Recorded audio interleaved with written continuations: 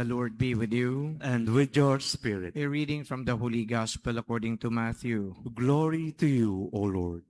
At that time, Jesus exclaimed, I give praise to you, Father, Lord of heaven and earth, for although you have hidden these things from the wise and the learned, you have revealed them to the childlike. Yes, Father, such has been your gracious will. All things have been handed over to me by my Father.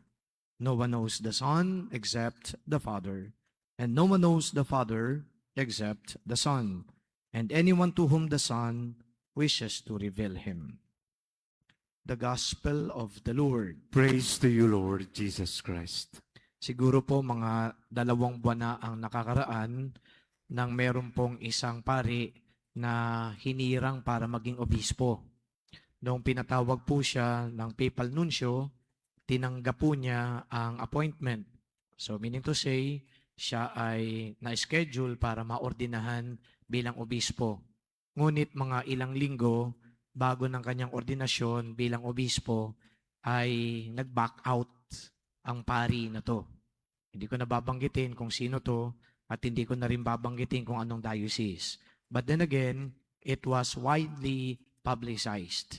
And then when news broke out that he withdrew from the ordination to be a bishop, he was hailed or exalted by the citizenry or by the netizens, lalong-lalo na sa social media. Kasi pinalalabas doon ng mga nagko-comment na yung paring ito ay hindi power hungry. Yung paring ito ay hindi kumbaga naghahanap ng posisyon. Yung paring ito ay napakasimpleng pari lang.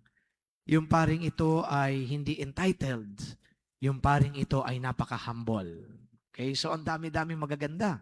Ano na ibinigay ng mga papuri sa kanya? Simply because he did not accept the ordination. He did not push through with the ordination. Ang parallelism po nito ay katulad din kay Saint Bonaventure.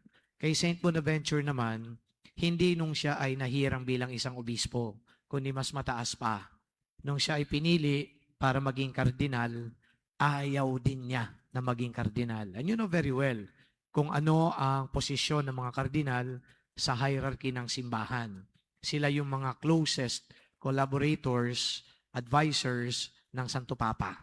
Kaya kapag ikaw ay hinirang bilang isang kardinal, meaning to say, malapit ka na talaga doon sa power.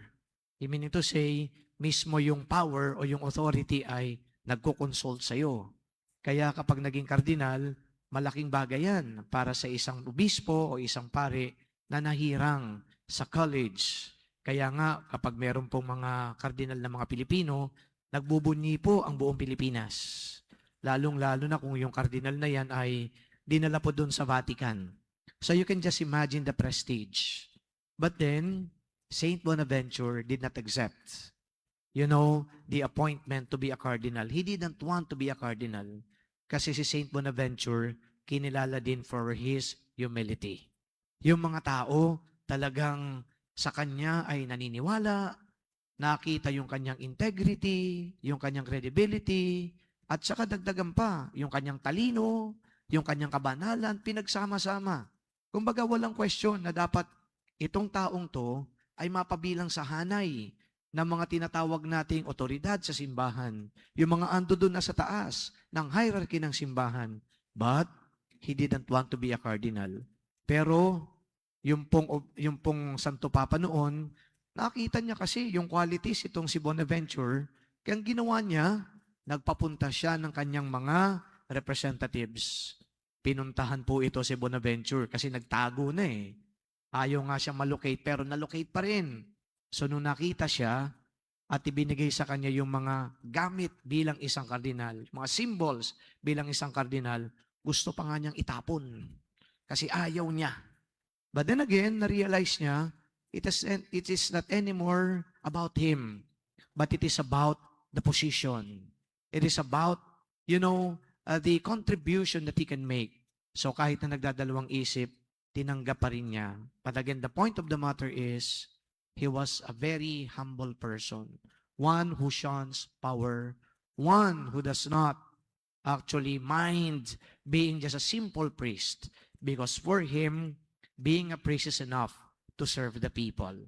Kaya po nire-relate ko ito kasi ang gandang pagnilayan lang na ang humility, pwede po natin makita sa iba't ibang aspeto ng buhay ng tao. Yung pong halimbawa, pagiging tahimik, hindi masyadong nagsasalita, hindi natin basta sasabihin lang, tahimik na tao yan. Pero siya ay humble, kahit na siya ay binabatikos, kahit na siya ay pinag-uusapan, wala kang revenge, retaliatory words sa maririnig, napaka-humble ng taong yan.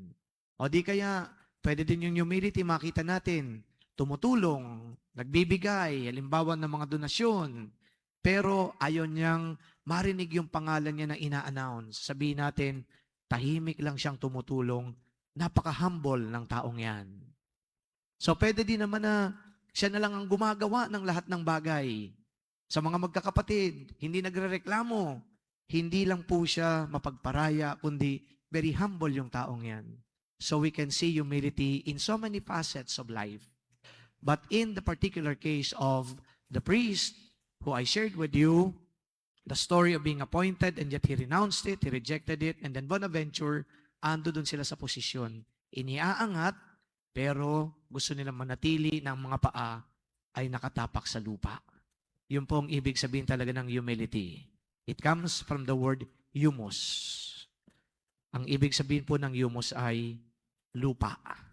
Kaya sa ating understanding, bilang mga Pilipino, ang taong humble, nakatapak pa rin sa lupa ang mga paa. So today, my dear friends, brothers and sisters, as we celebrate the memorial of Saint Bonaventure, we can very well see so many qualities. I told you, the wisdom, he was a doctor of the church. The holiness, nakita sa kanyang pamumuhay kung papaano siya makipag-ugnayan sa Diyos, makipag-ugnayan sa kanyang kapwa. But then, we see the man for his humility. Nakatapak ang mga paa sa lupa.